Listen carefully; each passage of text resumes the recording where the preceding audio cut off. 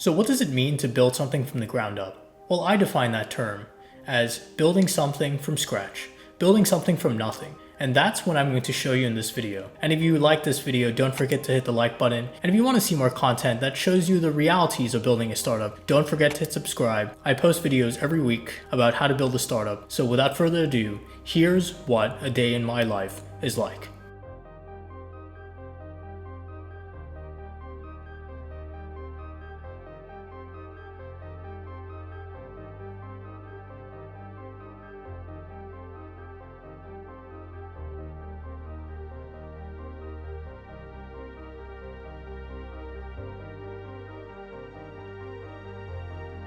So you're probably wondering, what was all of that? Instagram, Reddit? First things first, I'm not officially a CEO. I'm simply the person who started this startup that I'm currently working on, and it's a side project.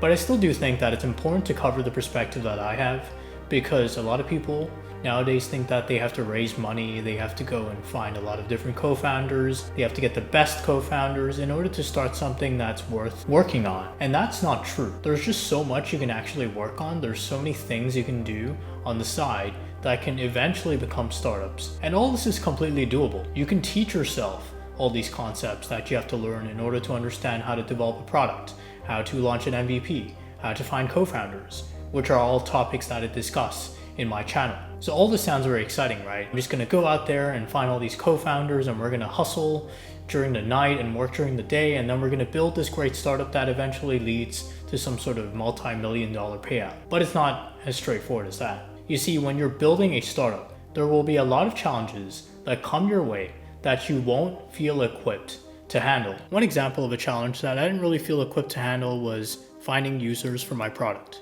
It's a pretty basic challenge, right? All you have to do is go talk to some friends, and then voila, you have all these users for your product. But that could not be further from the truth. And how I figured out how to find users for my product was I looked into different social media channels where I would find users who I felt were a good fit for the early adopter profile that I had created for my product. All I simply did was I came up with the different attributes that I thought of an ideal user would have, and then I tried to find those people on places like Reddit, on places like Instagram, and on places like Facebook. And that explains why a lot of my day-to-day is spent on Reddit and Instagram, as you saw in the introduction of this video. Reddit and Instagram are great places to find users because there are all these little micro communities that you can tap into to find the users that you want for your product. But it's not all Facebook and Instagram and Reddit. There's a lot more to just being on these social media sites. How you want to operate within these sites in order to find users for your product is to try to create your own community, your own product community, which is where a lot of my time is spent on these platforms. So moving on, here's a sample of what my day looks like. So from 9:30 to 7, I'm at my full-time job, so I don't really have time to work on anything.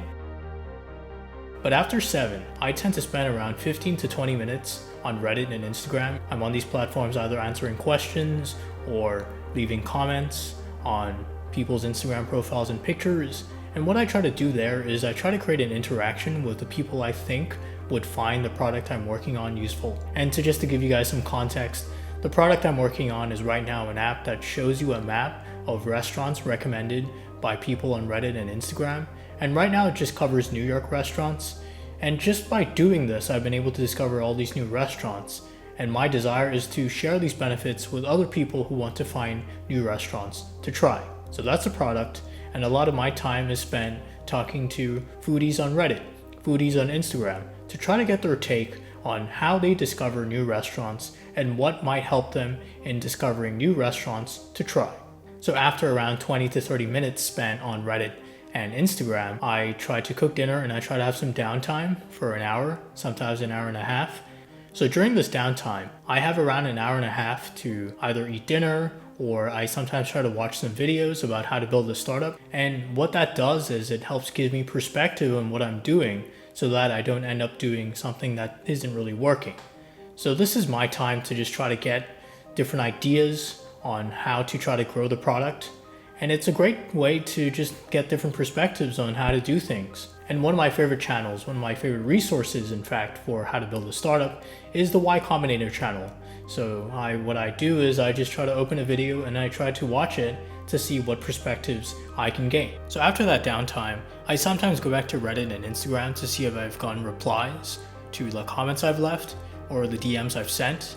And I do this to try to show people that I'm actually serious about this product, that what I'm actually doing is something I've been doing for a long time, and it's something I'm very invested in, which is why I try to respond to comments as quickly as possible. And you never know what you might be able to learn from users of your product or potential users.